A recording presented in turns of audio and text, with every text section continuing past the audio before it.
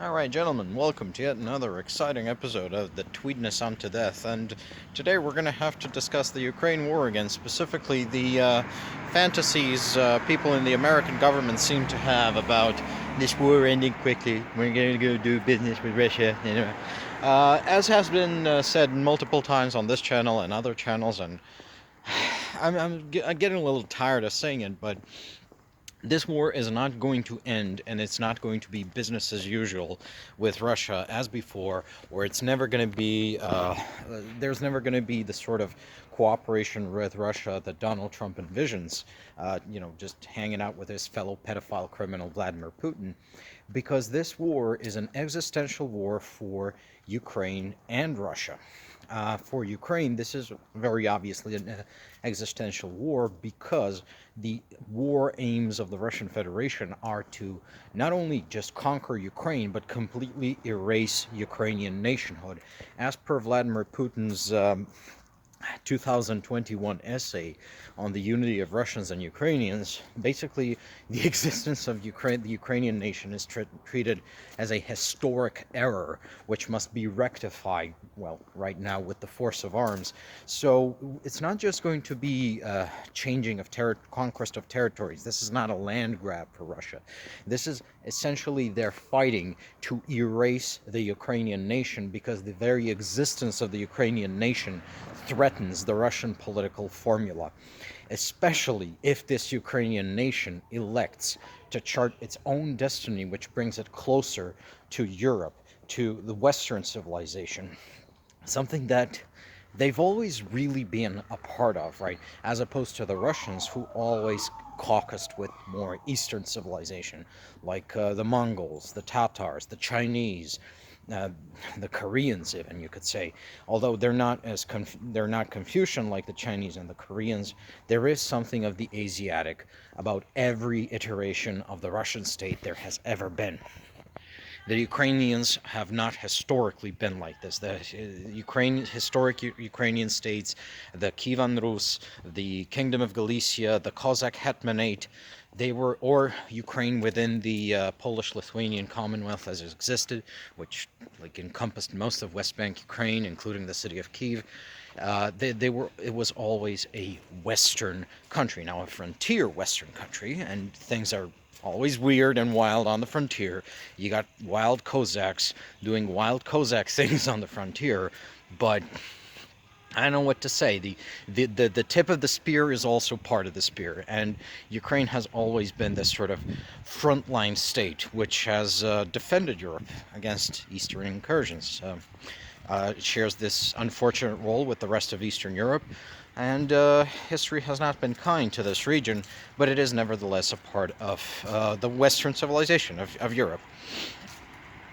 Now, this notion of Ukrainians reclaiming their place in Western civilization frightens the Russian state to the core, because the essence of the Russian state is that it has no limits, it can conquer everything, and it defines itself against the West, specifically against the liberal West, where people have rights and when the state cannot just trample willy-nilly over the little man. Well, in the Russian conception, liberation is not achieved through having freedom, through being free from trampling, but from being the slave of the most powerful Tsar. That Russians actually believe that freedom is an illusion. There is no such thing as freedom, and all that's really left to you is to choose whether you are the slave of a powerful Tsar or a petty potentate, like a ridiculous little prince.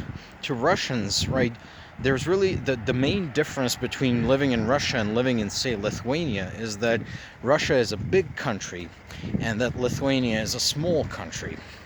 They do not stop to consider the fact that someone living in Lithuania has rights, they have freedoms, they have privileges, which the Russians don't. They always consider those to be mere illusions. There's even Orthodox theology on the matter, claiming that freedom is an illusion, which, I mean, this is why I'm not exactly super friendly with the Orthodox Church, considering that its theology has been warped by submission to the Mongol and Turkish empires.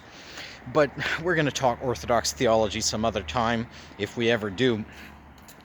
And the reality is, when framed like this, when presented like this, it quickly becomes that who controls what city in eastern Ukraine is a lot less relevant to this conflict than the question of will the Ukrainian nation survive and will it not? And because the Russians perceive as the very existence of the Ukrainian nation as, well, they were with us, but they elected to move away, to become Western and embrace, gasp, freedom, as a threat. Because if they do it, what's to stop someone else from doing it? What's to stop the people of the other Rus princedoms from doing it? Because Kiev was the oldest and most powerful and most honorable of the Rus knyazdoms, but it wasn't the only one. There was Novgorod, there was Minsk, there was Chernigov. There's all of these places, some of which are either parts of Russia or they're in Belarus.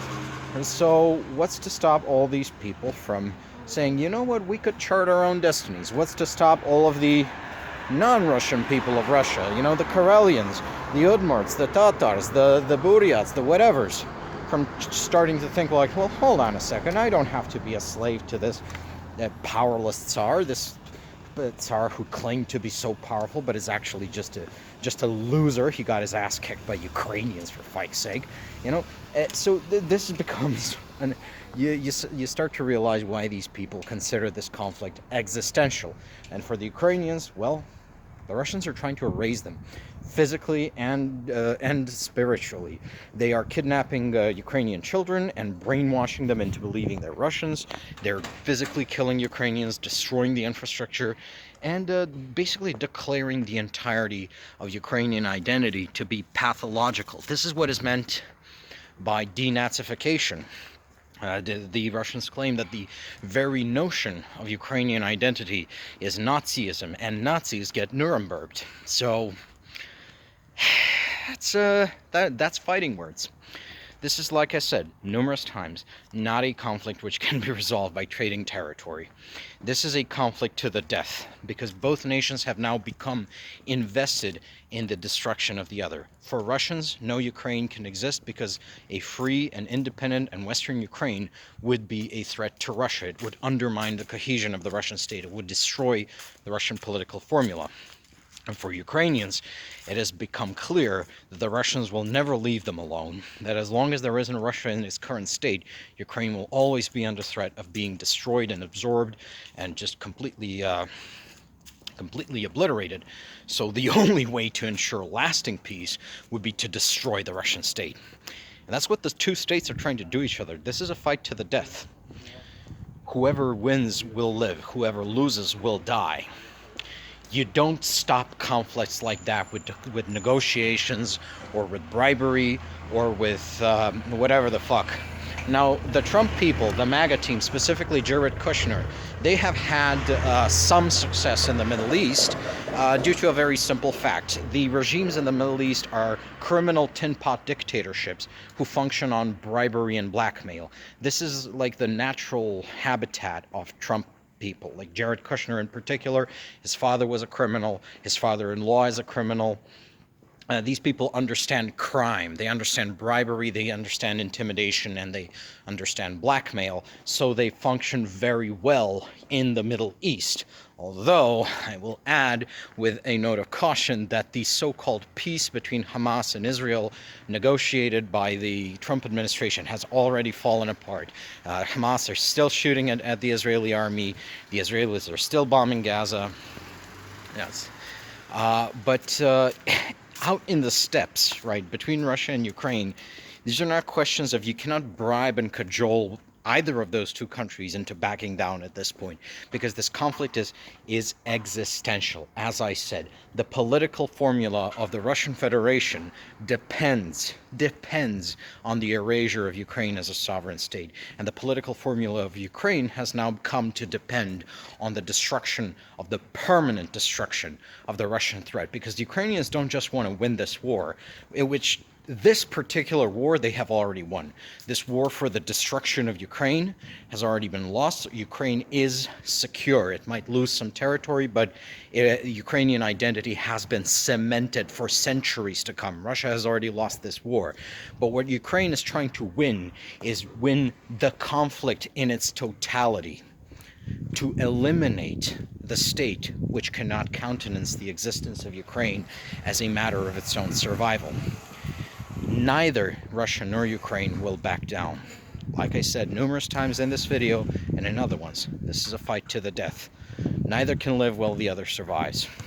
Well, I hope that clarifies matters, and see you in the next one.